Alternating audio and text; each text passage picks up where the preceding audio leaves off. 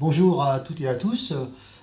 Nous allons aborder aujourd'hui les points rémunération, primes, CSE, donc comité d'entreprise, et petites polémiques, parce qu'il faut aussi parler des petites polémiques. Concernant la rémunération, donc vous avez tous entendu dans les médias le gouvernement incitant les grandes entreprises à augmenter les salaires des employés. Pour la CGT, nous avons toujours eu la revendication à la CEIDF d'une augmentation de 250 € mensuels par salarié.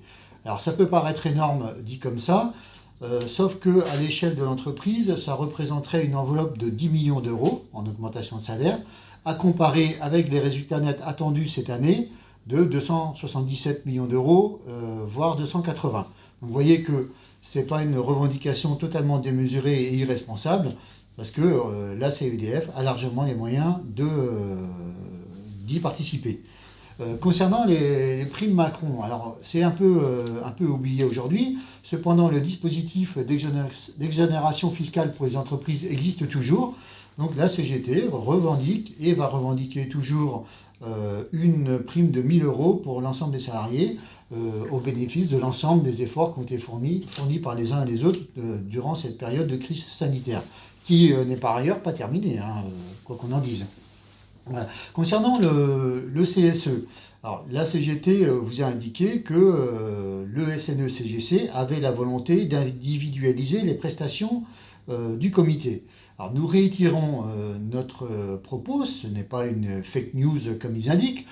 Dès lors, vous pouvez retrouver les propos tenus par la secrétaire du CSE, donc une collègue du SNE-CGC, sur le procès-verbal du comité social et économique du 27 mai dernier en page numéro 8.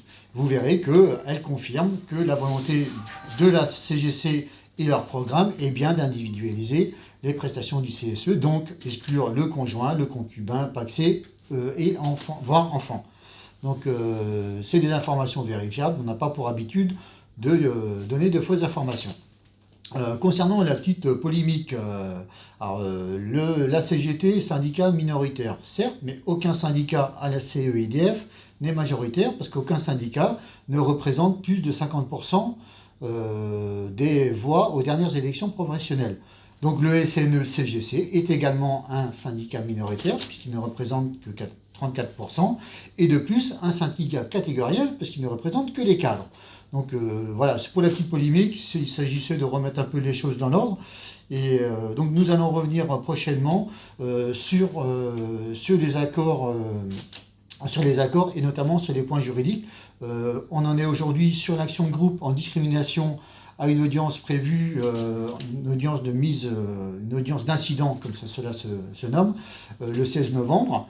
Et concernant l'action juridique sur la demande d'annulation de la CGT sur l'augmentation du temps de travail, accord signé par la CFDT et le SNE-CGC, notre avocat a envoyé cette semaine ses conclusions au juge et donc aux parties adverses. Donc nous continuons notre action en annulation de cet accord sur la base de la raison économique d'augmenter le temps de travail à la CEIDF n'est pas justifié dans la mesure où les résultats nets ne cessent d'augmenter, le coefficient d'exploitation de diminuer, et également sur le fait que l'augmentation du temps de travail n'est pas corrélée avec une augmentation du salaire proportionnelle à cette augmentation du travail.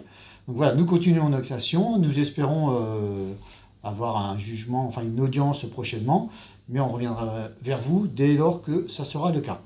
Voilà, en attendant une bonne journée, et pour un comité différent, ne soyez pas indifférents, rejoignez la CGT, rejoignez nos vidéos et surtout partagez-les le plus largement possible. Bonne journée à tous et à très bientôt.